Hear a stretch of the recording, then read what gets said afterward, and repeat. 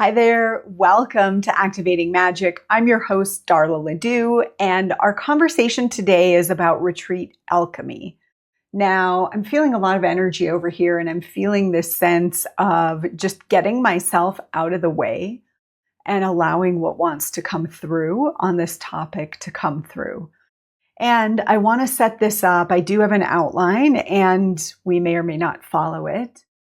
But I'm inspired to speak on this topic partly because I'm just coming off of a launch of a new offer called Retreat Alchemy Accelerator. And we put some folks in that, and we're moving through that process right now. And so the topic's hot, top of mind for me, right? Which is how your retreat alchemizes. And the other reason this topic's hot for me is I am in my own transition, transformation, alchemical process, if you will, as I ended a relationship recently and I moved over the weekend. So I'm not going to talk a lot about that at the moment. I'm working my way up to that, we'll say. But what I will say is I am no stranger to the alchemical fire. When we do this work and we go first, that becomes familiar, right? So if you're listening to this, I'm guessing you've been through your own alchemical fire a few times, if not many times. And that's actually what has brought you to the place that you are, where you do the work that you do. And so I'm in it around that. And I am working with a bunch of retreat leaders who are choosing to step into the alchemical fire by putting their retreat on the books, by declaring this is what I'm up to, by taking the steps to make that dream a reality. They're inviting in retreat alchemy. So I'm going to speak to the 3 alchemies, and we'll see where it goes, because I really do sense what I'm going to say may or may not be what I have written down. But the first is not just the basic and maybe obvious to you if you're thinking about hosting a retreat, reason that your retreat actually can take simple, lower value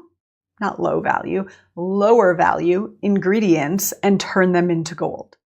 So when we choose to build a retreat, to create a physical space in time where a group of like-minded and like-hearted souls with similar intentions comes together to move themselves energetically into alignment with those intentions, that creates a value that is beyond the sum of its parts.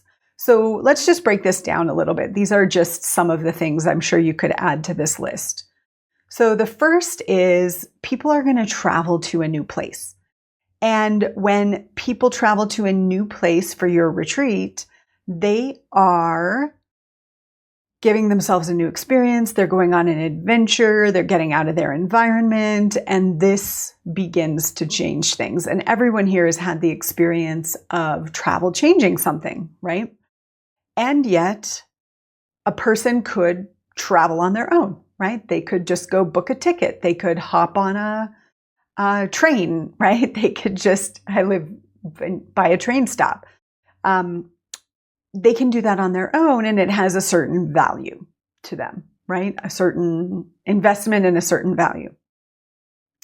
Then there is the modalities that you bring to your retreat, whether it is hiking in nature, breath work, a specific framework that you've developed that you use with clients that's been proven super helpful. Maybe it's yoga or movement or dance or improv, some sort of modality. Maybe it's plant medicine, right? But you're bringing something that's sort of an experience that people could get otherwise, right? They could go for a nature hike by themselves. They could go take a breathwork class at their local yoga studio. They could experiment with plant medicine on their own, right? They could get your framework from a YouTube video, possibly, if it's published there. So the modality itself isn't super high value. It is high value, of course, but it's not super high value on its own. Then we have your teaching content. So here I am on a podcast sharing some content with you. It has a certain level of value, right? That really depends on you and how much you're pulling it towards you. But inherently, teaching content is available all over the place. And even within your business, it might be available in different forms or formats and has, a certain value. If I'm teaching a class, it might be free or it might be $47. Not super high value on its own, right? Then you have the people that you attract. So whatever you're doing for your marketing that draws people towards you and the message and the goal and the world you're building with your message is going to attract a certain type of person, right? And so the people you attract have value, right? And the value, let's say if you're connecting with someone in a Facebook group, let's say your community comes together in that space, that has a certain value, right? But it's going to be amplified when it's in person on retreat. So again, these are some of the ingredients that we alchemize into gold by choosing to take the step to host a retreat. There are the questions your clients have. People really overlook this as a source of value, as an ingredient in their alchemical stew. But your clients are coming with real stuff happening in their life. They're bringing questions. They're bringing intentions. And if you think you need to have all the content figured out and all the answers and a full curriculum, you're going to miss the value of the questions that people bring, right? And this is a big part of what we work with when I work with people in person at my Embody Your Retreat Leader Magic Retreat, is how to be embodied in your magic so you can respond to the questions that arise in the space and turn it into gold. Okay. So, you may, let's say, get on a strategy session with a potential client and they ask you a question and it has a certain amount of value to that person in that moment, right? However you respond, or even the thought of asking the question. But the question being posed in the space of retreat is going to have an amplified value because everyone's attention and intention is on the question. And people may not have thought to ask that question for themselves, right? So their questions have value as well as the responses that they elicit from you as the guide. And that brings us to your magic, right? Your magic has tremendous value. If you've been with me for any length of time, you know I'm fanatical about that your divine guidance, your willingness to be a portal of knowingness from the divine has huge value to your clients, and how your magic shows up in response to their questions, especially. Now, again, the value is limited if you're talking to one person or home alone in your office, but it's amplified when you're on retreat, right? So each of these pieces, if someone were taking one in a vacuum, it's only going to have so much value as a raw ingredient, right? Again, all super valuable. But when they all come together and you know how to work with these ingredients and turn them into gold, traveling, new places, new adventure, modalities, teaching content, the people you attract, the questions your people bring, and your magic in response to those questions. When you bring these things together in a beautifully designed flow, the value of that is exponential to the individual ingredients, right? And I'm sure you've had that experience. I'm sure that's why, so many people that are in my community are called to host retreats. So at that point, you can use your ability to create this alchemy to raise the investment of your work. And for me, I did just that, right? When I hosted my first retreat, the investment to work with me privately went from $350 a month to $1,000 a month. Now, this was a long time ago. But it happened like that overnight. And some of the same people chose to pay me more because of the value I had created on that retreat. So this is the first of the 3 alchemies, is the ingredients of your retreat and your decision to host a retreat, right? You're putting them all in this container. It amplifies the value of all of them. It changes form, right? It really changes form. All right, the second alchemy is around your clients and their stuff.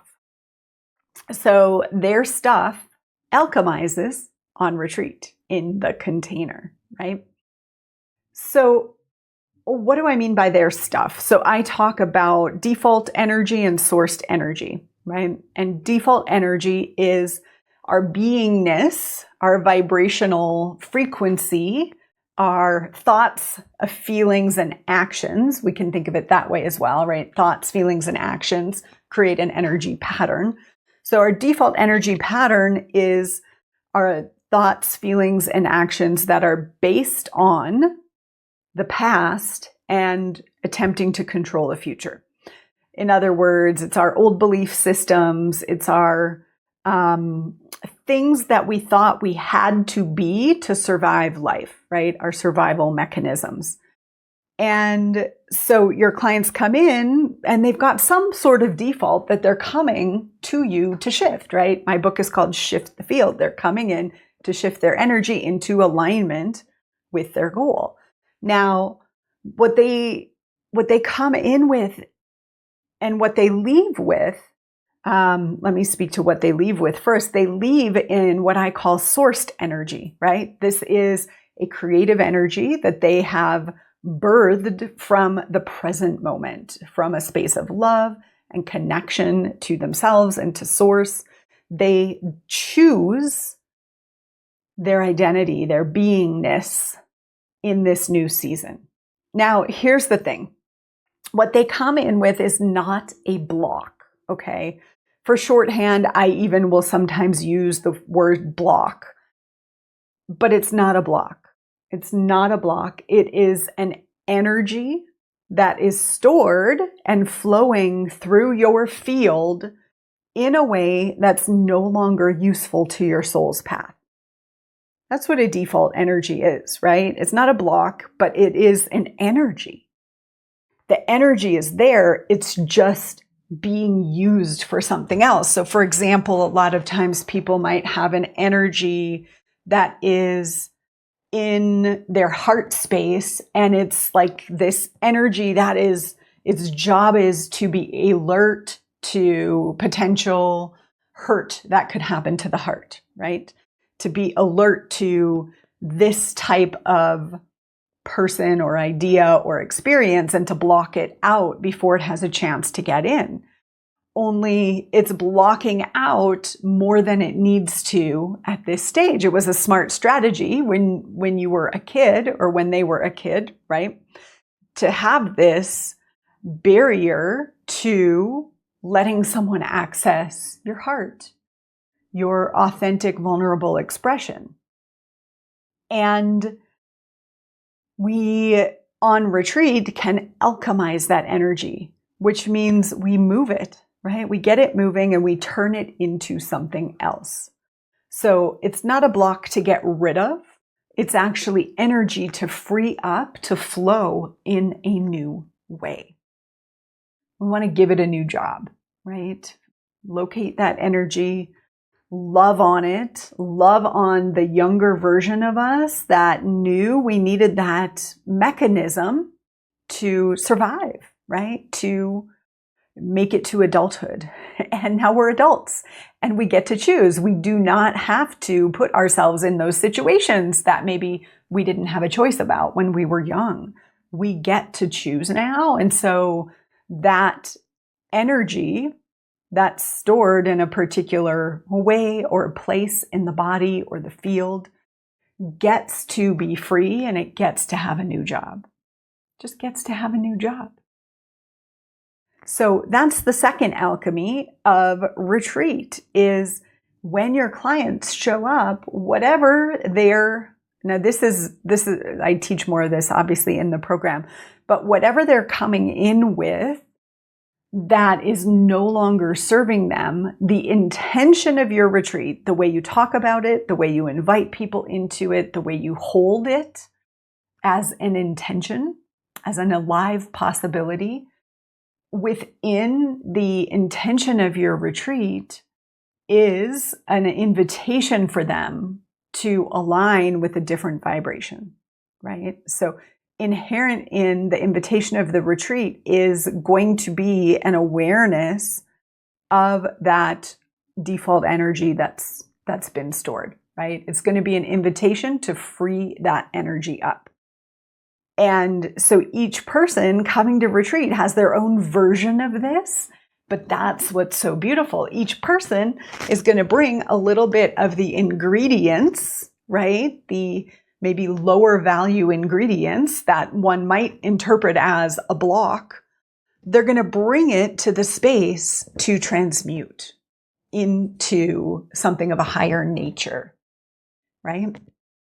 And I love helping people develop a retreat that will do this, and the embodied knowing of how to work with those ingredients to ensure everybody leaves with their sourced energy, right? With their gold, their version of gold, whatever that looks like for them.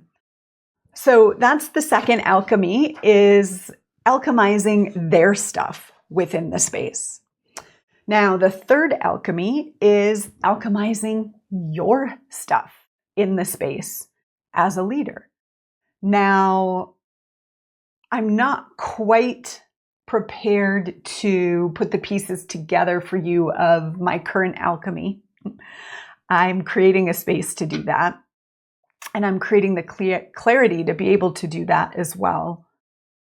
And I've moved through this sort of process of turning the lower value stuff in my world, the lower frequency patterns, into a higher vibration in service of the group that's coming to work with me.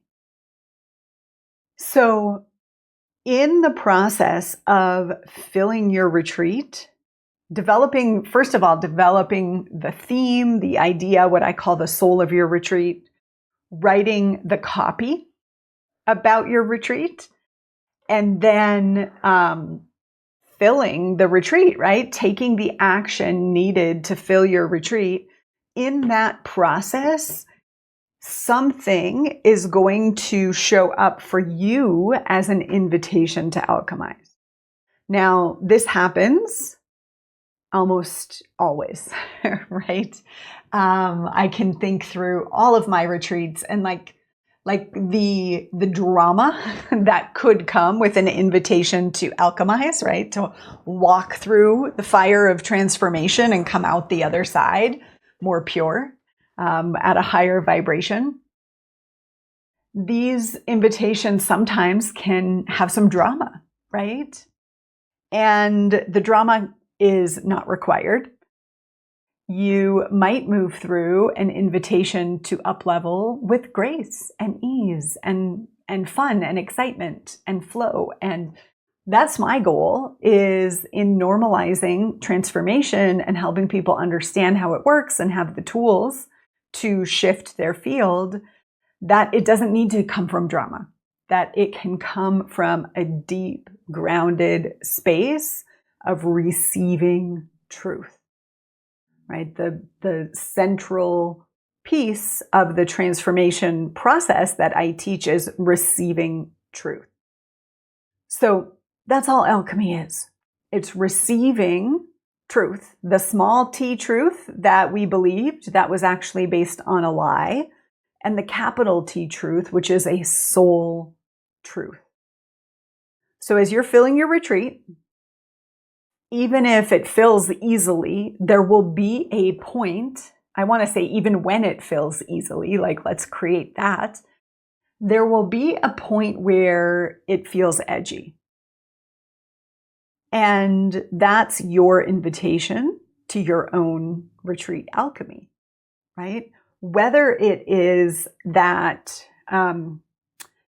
you set a date and then you start talking to people and they can't make that date, and then you waffle on the date, right? And you are invited to alchemize time scarcity, right? Maybe you think, there's not enough time to fill this, or you alchemize not wanting to leave anyone out, right? Rather than just saying, okay, well, sorry, you can't make it. Next, you might move into a fear or a waffling, right? And that is your invitation to look within. What is this mirroring to me? What is this mirroring to me? Right? Do I have time fear? Do I think that people don't have time? Do I think that my people are too busy? Do I have a belief that's in conflict to the outcome that I want? Do I have trauma around being left out, and therefore I never want to leave anyone else out? And as a result of that, I keep changing my date to accommodate people who may or may not have been coming anyway, right? So that's an example of things I've seen clients move through. Another example, you have 2 people registered and you're at a point where you're making a decision. Do I cancel or do I go through on the retreat? And maybe you learn that all of your focus has been on the not enoughness of these 2 people. And maybe you start to see your own embedded scarcity thinking, right? Not enough, not enough, not enough. 2 is not enough. 10 is not enough. 20 is not enough. There's just not enough. And maybe you instead decide to alchemize not enough into creative, joyful expression. And you focus on those 2 people with creative, joyous expression, and suddenly more people start to register. Right? This kind of stuff happens all the time with energy. And in fact, not that we want to create any kind of resistance. It doesn't have to, again, look like resistance or drama, but something's going to come up, right? Something will come up, and it will be your job to alchemize it, right? To see with clear eyes what your result is mirroring back to you. Take it, receive the truth in it, and alchemize it into a new expansive energy field. And this is part of the process. And it just is always part of the process. And again, it doesn't have to be any drama. Let's say you've got people saying yes to your retreat, but then they don't follow through and actually register, and you don't know what's going on with them. And, it could be that you didn't actually help them to think about why they want to come. And so they just lost focus on it, or it wasn't a priority, right? Maybe they were saying yes to be nice to you because they like you, but it wasn't personal for them. And you might need to alchemize your need to be nice, your need to be liked, into being more powerful in your invitation and really understanding what your clients want that's having them come. Maybe they say yes and they don't follow through, and maybe it's a mirror because you actually are someone who doesn't follow through, and you need to alchemize that for yourself, whatever that, source of that is. Or maybe you just didn't follow up to say, hey, you said you were coming. Are you coming? And maybe it's that simple, but you don't take that step because you don't want to be a burden. You don't want to bother them, right? Maybe you have an I'm a burden thing.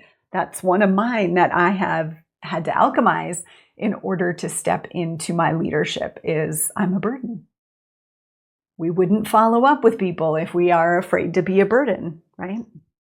So I could go on with examples of things that come up as you go to fill your retreat, as you lead.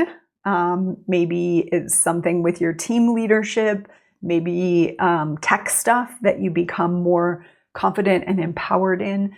But each time you host, you will be invited into a higher frequency as a leader. And as you are invited into that higher frequency, right, the default energy patterns that are operating in your field, it's going to shed a light on it for you to bring it out, put it in the stew, right, and turn it into gold, turn it into higher value. And so that's going to happen, and we can love on it. Let me just see if there's anything I want to share about my alchemy.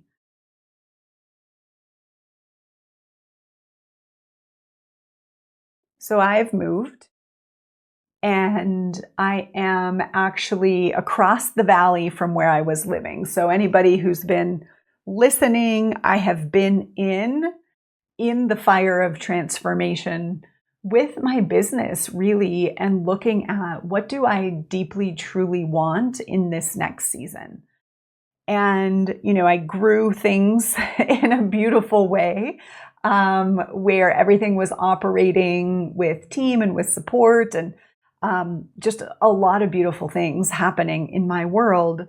And then some things started to get sticky, right? That's my language for it, which means some of my strategies didn't work in the same way.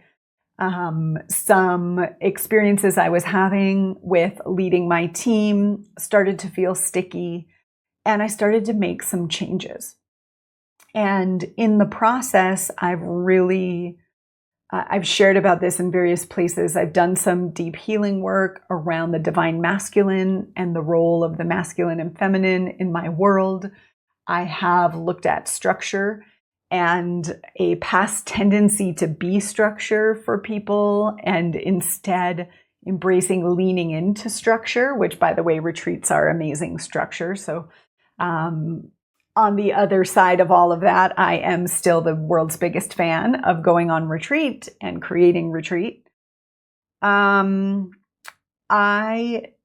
moved a lot of energy in this dynamic, and on the other side, being clear about what I want has changed some things in my personal life. I moved here for a relationship. I'm in the mountains in Colorado. I moved here for a relationship 2.5 years ago. Something like that. And so I've made some interesting choices as my ex-partner and I have chose to uncouple. And one is to stay in this little mountain town. So I've built a bit of a community here, and it's beautiful. And there's also many, many things that are compromises, if you will, about living in a small town in the mountains. But I chose to stay, and it feels like such a beautifully aligned decision. And I'm taking all of these pieces that I've mentioned about the team and about my desires and my masculine and my feminine and how I want to lead, and I'm putting them in the pot right now to alchemize them into something that looks like gold. So, but the interesting choice is I just moved right across the valley. So from my patio, I could almost wave to my ex on his patio if I had like strong binoculars. And moving across the valley has given me a completely different view. And if anyone listening here has been in Glenwood Springs, where I live, you understand that each area has a totally different view.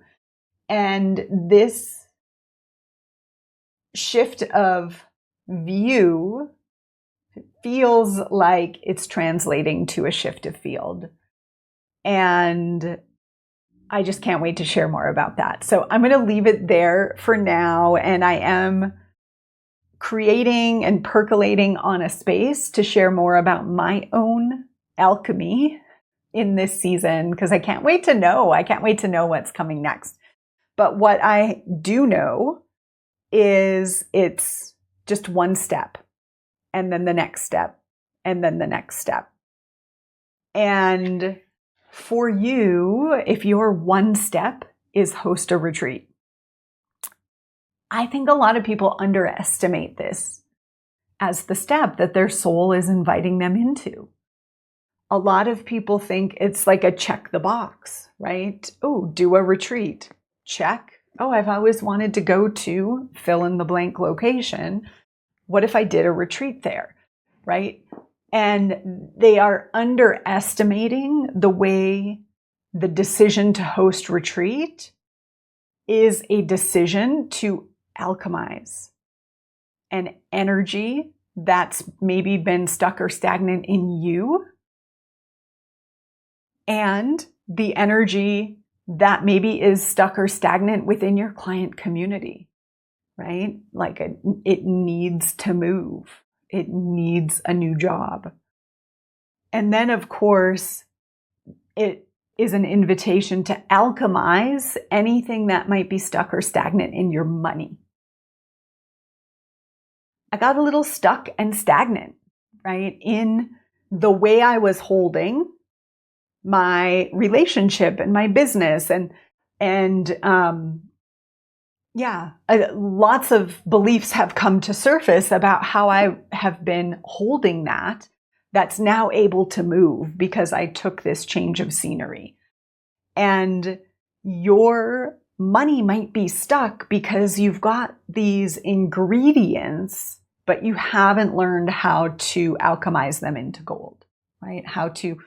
How the individual ingredients are not nearly as valuable as the whole when you put them together. And if you're resonating with that and that's speaking to you, I'd love to have you come experience alchemy with me. So I've got a retreat October 8th through 10th, and there's another in April, depending on when you're listening to this. But the October retreat is intimate. It's here in the mountains in Colorado. And we have a very sacred ceremony planned that literally alchemizes using minerals and sweat to move you into a new vibration. And there's a few spots left. And I don't know why there's a few spots left, but I really trust there's a reason there's a few spots left.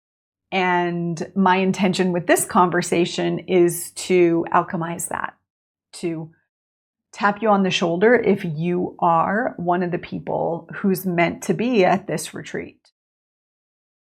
It's a smaller group than is typical, and it's in the midst of my own alchemical fires. So I know from experience, leading 119 retreats now, that I don't even know what's going to happen, but it's going to be freaking awesome. So if you want a seat and you want to come play with your retreat vision and you want to be in your own alchemy to prepare to host your transformational retreat, you can go to sourcedexperience.com/embody and grab one of the couple seats that remain.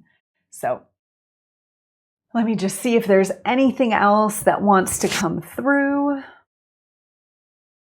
No. Thank you for listening. Thank you for who you are in the world. I'm guessing if you've been drawn to this episode, you are a person that's walked through the alchemical fire more than once and come out the other side. And that is why you're passionate about continuing to do that work with clients. And this This is not a time to shy away from gathering. This is not a time to shy away from gathering. The power and fire available through getting in connection, getting in community, getting in a space where these ingredients are present,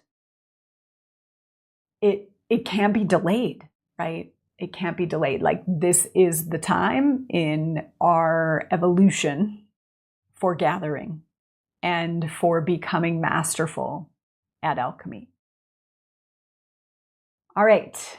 I'd love to know what you hear in this episode. I'm your host, Darla Ledoux, and we'll see you next time.